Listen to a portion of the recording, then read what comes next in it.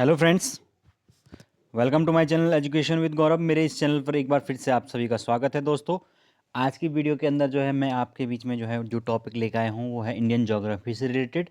और Indian geography से related हम ऑलरेडी 4 से 5 वीडियो जो हैं वो कर चुके हैं। हमने काफ़ी कुछ डिस्कस कर लिया है। आज की वीडियो के अंदर जो है हम डिस्कस करने वाले हैं आपके भारत की जो अलग अलग प्रकार की जो मिट्टियाँ हैं उनके बारे में, और साथ के साथ नेशनल जो हमारे पार्क्स हैं उनके बारे में। ओके, तो काफ़ी इंपॉर्टेंट वीडियो होने वाला है और आप मेरे साथ लास्ट तक बने रहिए और देखते रहिए, और आपको सारी की सारी चीज़ें जो हैं जो भी आएगी उसको आप समझते हुए चलिए। ठीक है, तो चलिए दोस्तों शुरू करते हैं। और फ्रेंड्स, आप टेलीग्राम जो मेरा चैनल है उसका लिंक मैंने डिस्क्रिप्शन बॉक्स में डाला हुआ है, आप उसको ज़रूर ज्वाइन करें।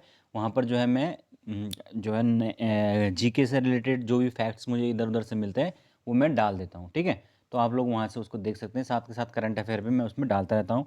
आज जैसे मैंने उसमें बजट से रिलेटेड कुछ जो इंपॉर्टेंट बातें हैं वो डाली हैं। ठीक है, तो फ्रेंड्स आप ज़रूर टेलीग्राम ग्रुप को ज्वाइन कीजिए। और साथ के साथ अगर आपको नोट्स चाहिए तो आप मुझे इस व्हाट्सअप नंबर पर कांटेक्ट कर सकते हैं, आपको यहाँ पर नोट्स की इन्फॉर्मेशन प्रोवाइड करवाई जाएगी। ठीक है, तो चलिए दोस्तों शुरू करते हैं हम आज का हमारा सेशन।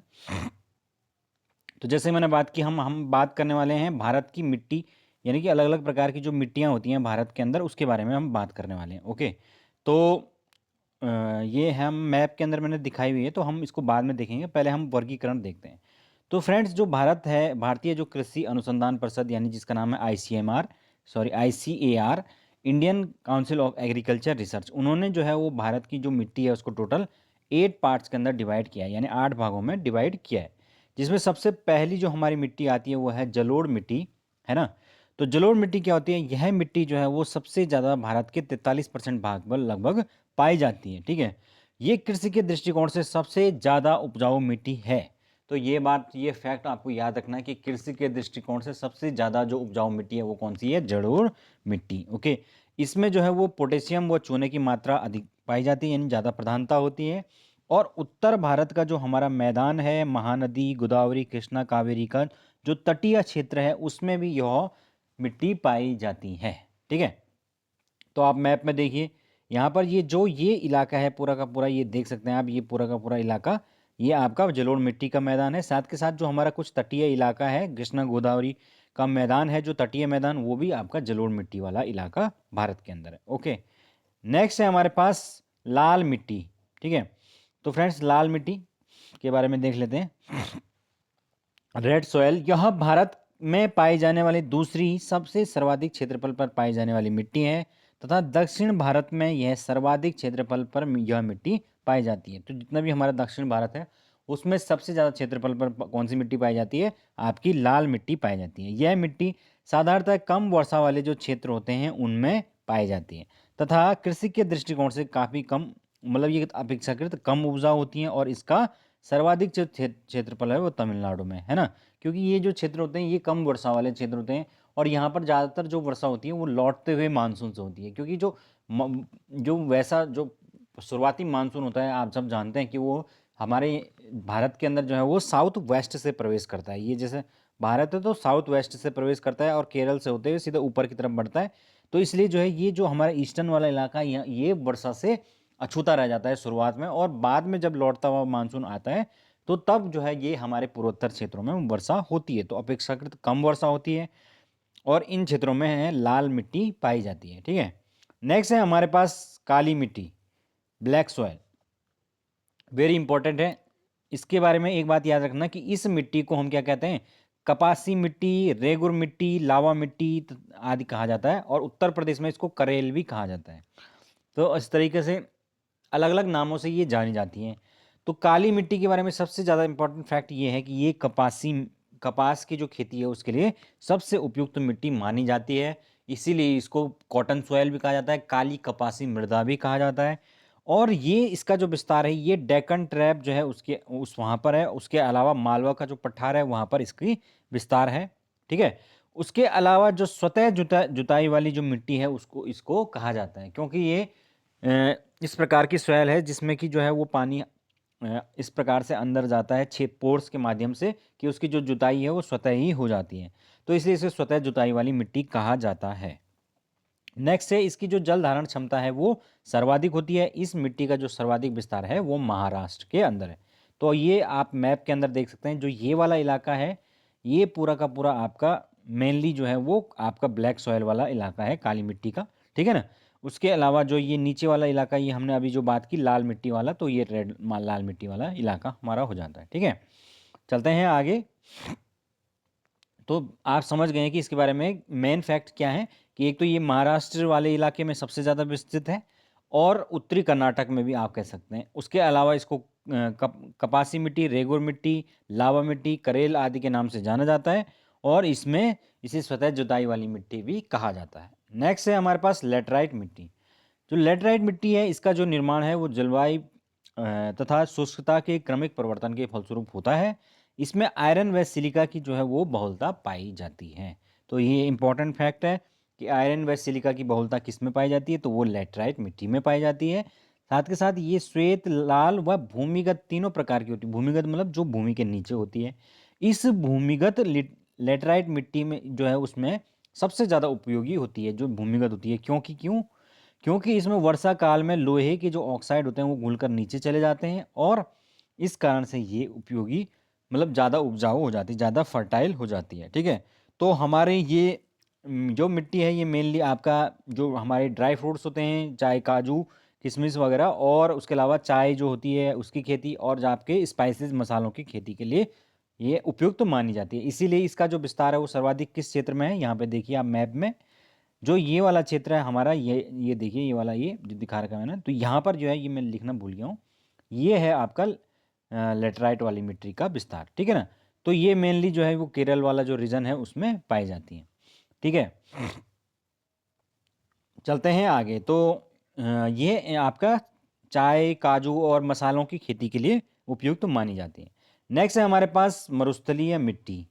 तो फ्रेंड्स जो मरुस्थलीय मिट्टी है वहाँ पर ऐसे क्षेत्र जहाँ पर वर्षा जो है वो 50% से कम होती है, वो क्षेत्र क्या हो जाते हैं, मरुस्थलीय होती हैं। और औसत जो वार्षिक वर्षा वर्षा होती है यहाँ पर वो 40 से 50 सेंटीमीटर से भी कम होती है। तो इस वजह से ये जो इन क्षेत्रों में जो मिट्टी पाई जाती है वो कहलाती है मरुस्थलीय मिट्टी। इस मिट्टी में जो है आयरन, जिंक, चूना पत्थर, इनकी मात्रा अधिकतर होती है, यानी ये ज़्यादा मात्रा में पाए जाते हैं। और इस प्रकार की जो मिट्टी है वो ज्वार, बाजरा, जो मोटा अनाज है हमारा, उसकी खेती के लिए यूज़ होती है, ठीक है। नेक्स्ट है मरुस्थलीकरण की जो समस्या है उससे निपटने हेतु सेंट्रल मृदा संरक्षण बोर्ड का गठन किया गया है। तो ये एक फैक्ट है, इसको याद रख सकते हैं आप। नेक्स्ट है हमारे पास पर्वतीय मिट्टी। तो पर्वतीय मिट्टी कहाँ पाई जाती है, जो भी हमारे हिमालय पर्वत के इलाके हैं, जिसमें हमारे आपका जम्मू कश्मीर का इलाका, हिमाचल, उत्तराखंड और उसके अलावा सिक्किम और आपके जो नॉर्थ ईस्ट के स्टेट्स हैं उसमें जो हिमालयी क्षेत्र हैं उसमें, तो ये सारे इलाके आपके पर्वतीय मिट्टी के क्षेत्र हैं।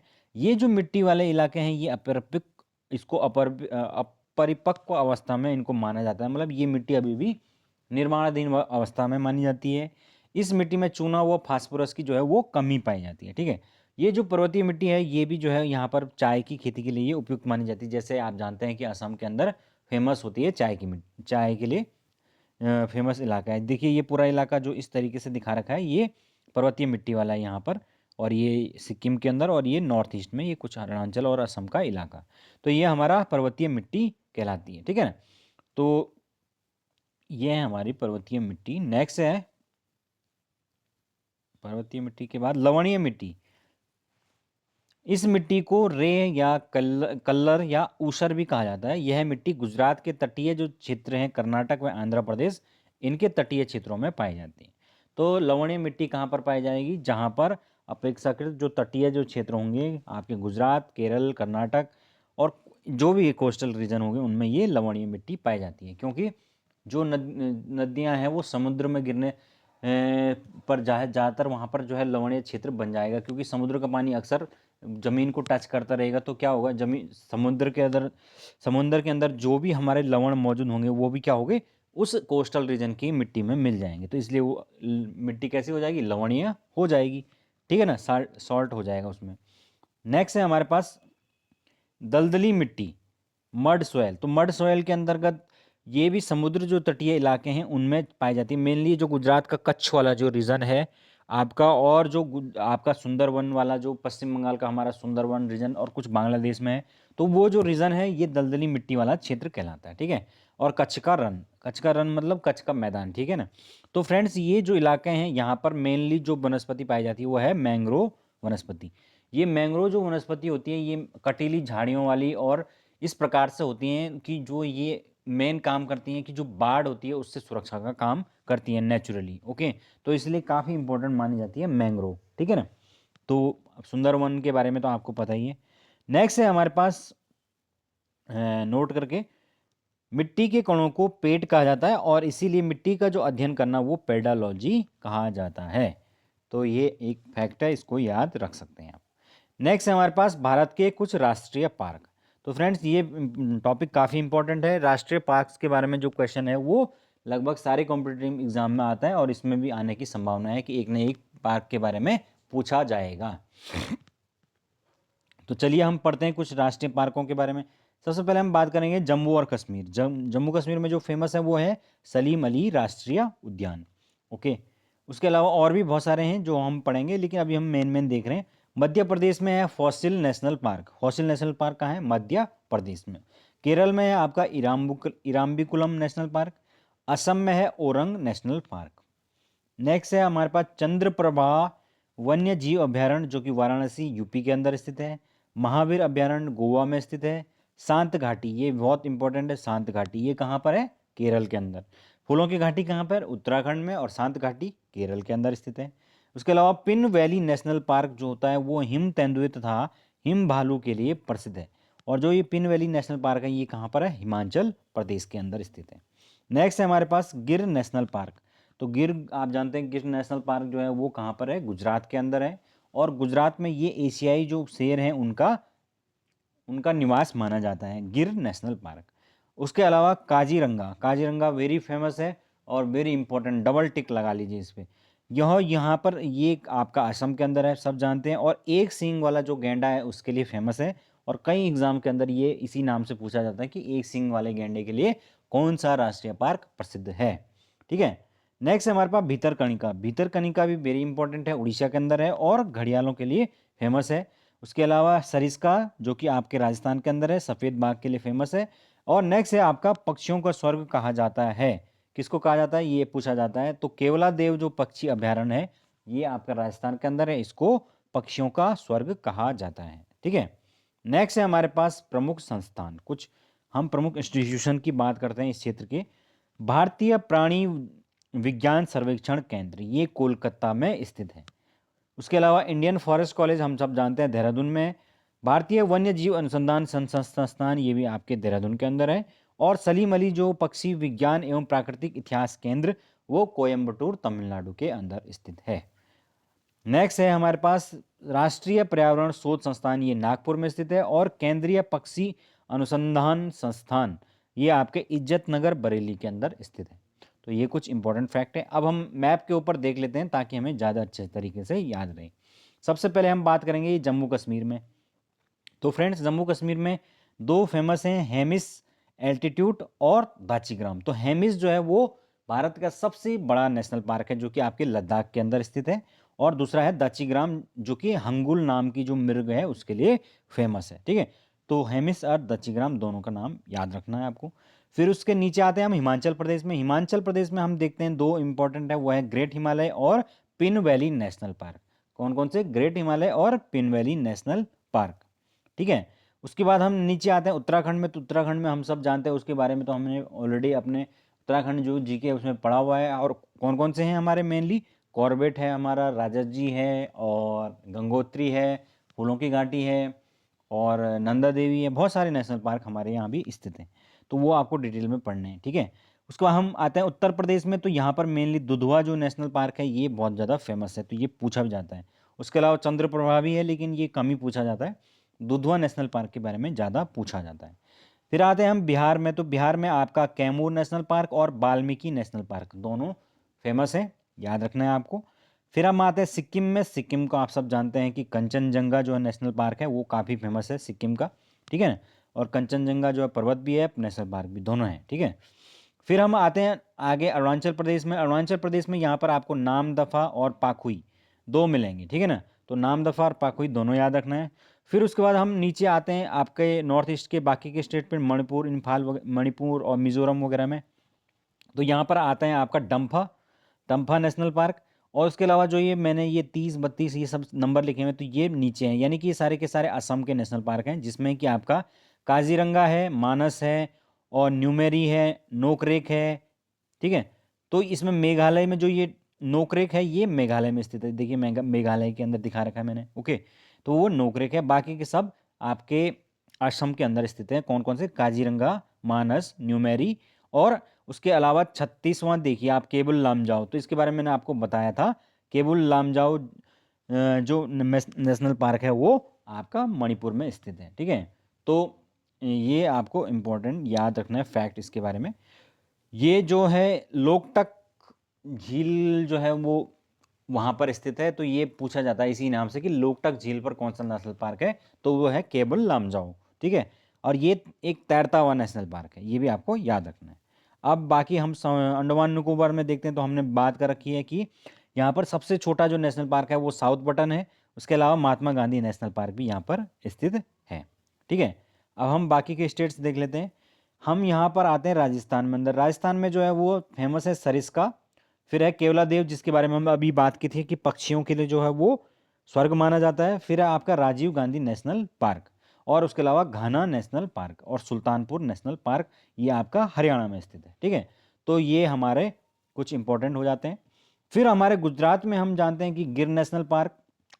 फिर हम नीचे सबसे इम्पोर्टेंट है आपका मध्य प्रदेश, इसके जो नेशनल पार्क है वो सबसे ज़्यादा पूछे जाते हैं। तो मध्य प्रदेश में ये नेशनल पार्क मैंने यहाँ नीचे लिखे हुए हैं, कौन कौन से हैं? बांधवगढ़, माधव, पेंच, पन्ना, कान्हा और संजय गांधी। जिसमें सबसे इम्पोर्टेंट नेशनल पार्क है दोस्तों आपके बांधवगढ़, पन्ना और कान्हा, इनके बारे में सबसे ज़्यादा पूछा जाता है। ठीक है।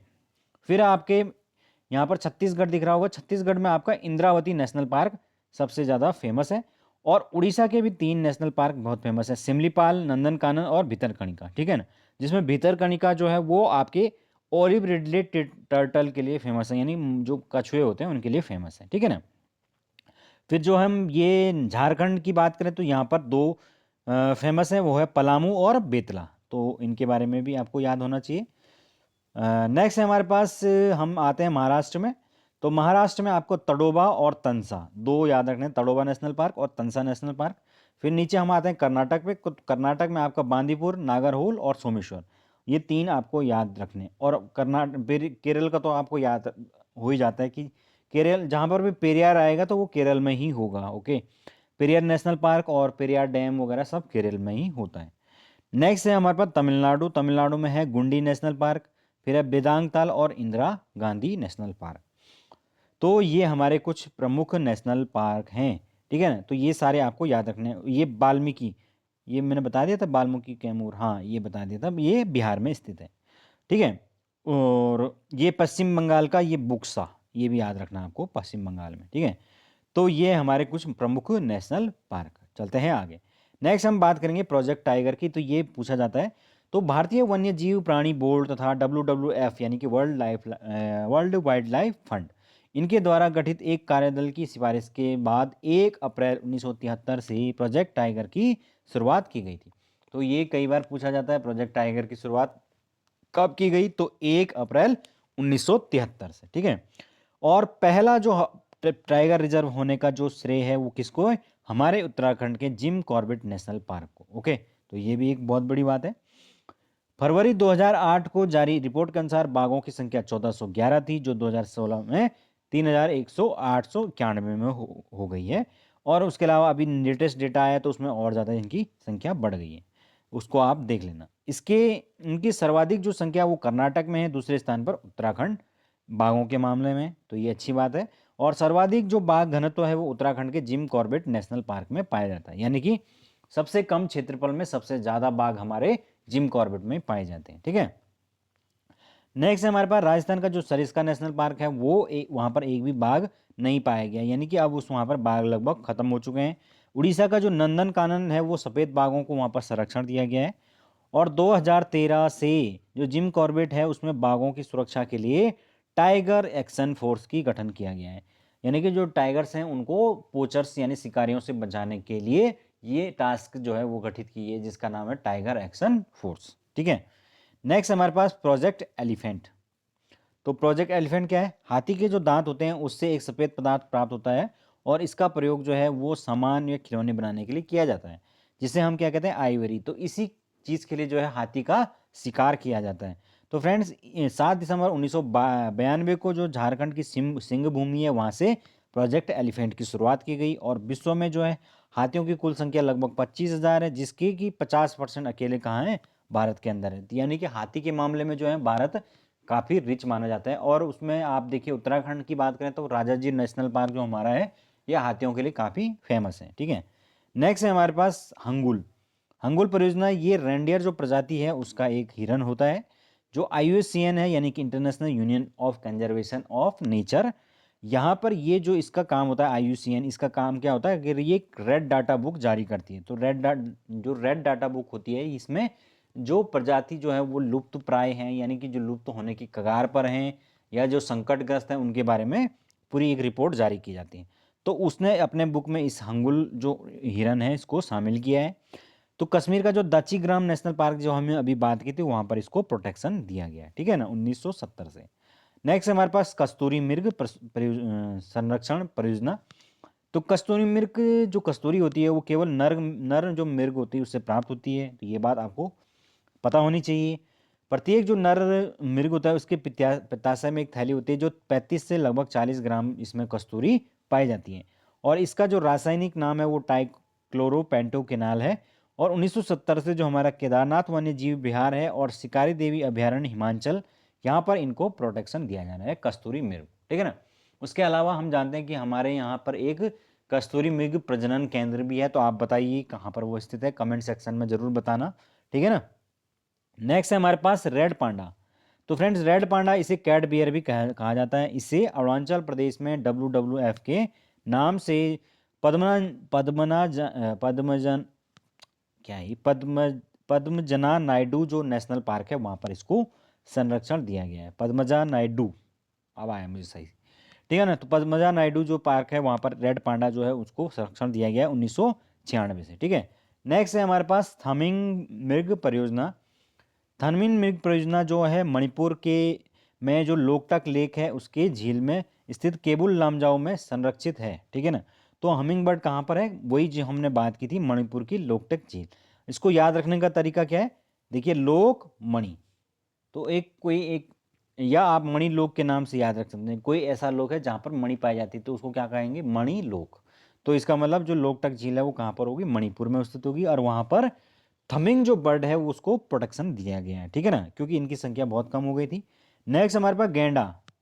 गेंडा जो है वो एक सींग वाला गेंडा आप सब जानते हैं। काजीरंगा जो नेशनल पार्क है उसके अलावा मानस नेशनल पार्क, ये दोनों ही आपके असम के अंदर स्थित है। इनको 1987 से यहाँ पर प्रोटेक्शन दिया गया है। और उसके बाद है कछुआ संरक्षण। तो कछुआ संरक्षण की बात करें तो इसमें ऑलिव रिडले जो टर्टल्स हैं, जो कछुए हैं, उनको प्रोटेक्शन दिया गया है उड़ीसा के समुद्र तट पर। और उड़ीसा में कौन से नेशनल पार्क है?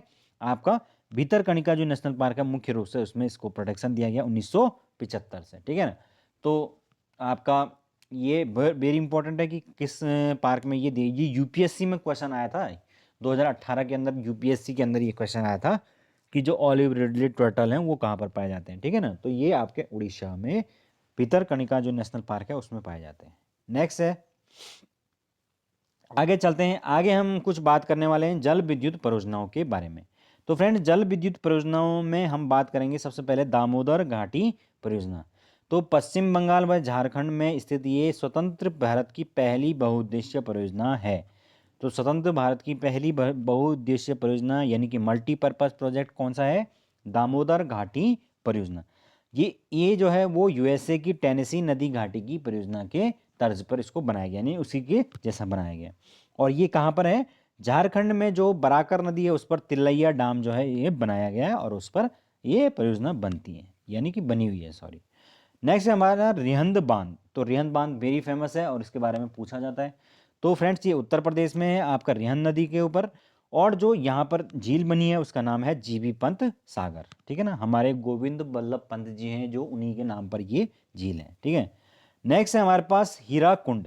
तो हीराकुंड जो बांध है वो महानदी के ऊपर है, ओडिशा के अंदर। तो ये आप सब जानते हैं, महानदी जो है उड़ीसा के अंदर बहती है और वहाँ पर ये डैम स्थित है। ये विश्व का सबसे लंबा डैम है, तो ये भी आपको याद रखना है। नेक्स्ट है नागार्जुन सागर। तो ये कृष्णा नदी पर है, आंध्र प्रदेश में। याद रखने का तरीका क्या है कि नाग अर्जुन, तो नाग अर्जुन जो है, अर्जुन किस में आते हैं, अर्जुन और कृष्ण एक साथ थे ना, तो इसलिए इसको इस तरीके से आप याद रख सकते हैं। उसके अलावा नेक्स्ट है हमारे पास मयूराक्षी। तो मयूराक्षी जो है वो मयूराक्षी नदी पर है, पश्चिम बंगाल के अंदर। नेक्स्ट है आपका उकाई डैम। उकाई जो डैम है वो गुजरात में है, ताप्ती नदी पर। फिर है दांतेवाड़ा, गुजरात के अंदर, बनास नदी पर। फिर है कोयना, महाराष्ट्र के अंदर, कोयना नदी के ऊपर। फिर है पोचमपात। पोचमपात वेरी इंपॉर्टेंट है, आंध्र प्रदेश में, गोदावरी नदी के ऊपर। नेक्स्ट है हमारे पास सरदार सरोवर, वेरी इंपॉर्टेंट। सरदार जो सरोवर डैम है फ्रेंड्स, ये बहुत ज़्यादा इंपॉर्टेंट है, नर्मदा नदी के ऊपर स्थित है। आप सब जानते हैं कि जो सरदार सरोवर डैम है उसको, उसके बनने में काफ़ी ज़्यादा संघर्ष हुए, आंदोलन हुए। जैसे कि उत्तराखंड का जो हमारा टिहरी डैम है, इसको बनने के लिए भी काफ़ी ज़्यादा आंदोलन हुए। आप सब जानते हैं सुंदरलाल बहुगुणा जो है, उन्होंने इसके लिए, इसके खिलाफ जो है आंदोलन किए थे, है ना। तो उसी प्रकार से ये सरदार सरोवर डैम है, इसके खिलाफ भी काफ़ी आंदोलन हुए थे। आपने एक्टिविस्ट जो मेधा पाटकर हैं उनका नाम सुना होगा, तो जो मेधा पाटकर हैं वो, उनका नाम इसी से जुड़ा हुआ है। उसके अलावा बाबा आमटे, ये सब जो हैं इसी से जुड़े हुए थे। तो ये कहाँ कहाँ है, गुजरात मेनली तो मध्य प्रदेश में है, लेकिन गुजरात, मध्य प्रदेश और आपका कुछ भाग महाराष्ट्र का। तो ये तीनों जो है इसमें शेयरिंग में चलता है इनका, ठीक है ना।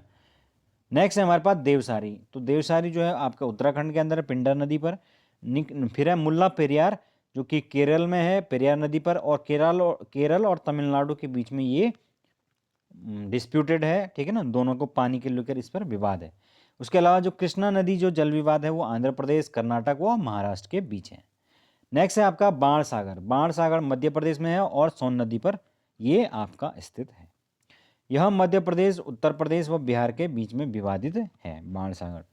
देश की जो पहली नदी जोड़ो परियोजना थी वो केन बेतवा लिंक परियोजना है। इसकी शुरुआत 2005 में की गई थी। 2014 में नर्मदा व क्षिप्रा तथा 2015 में कृष्णा व कावेरी को सफलतापूर्वक जोड़ दिया गया था। तो आजकल जो है वो बहुत सारे इस प्रकार के प्रोजेक्ट जो हैं वो देश में चल रहे हैं, जिसमें कि नदियां जो हैं उनको आपस में कनेक्ट करने की बात हो रही है, ताकि क्या हो, क्योंकि जो प्रायद्वीपीय भारत की नदियां होती हैं उनमें अधिकतर जो है वो पानी कम होता है ना, केवल मानसून में बढ़ता है।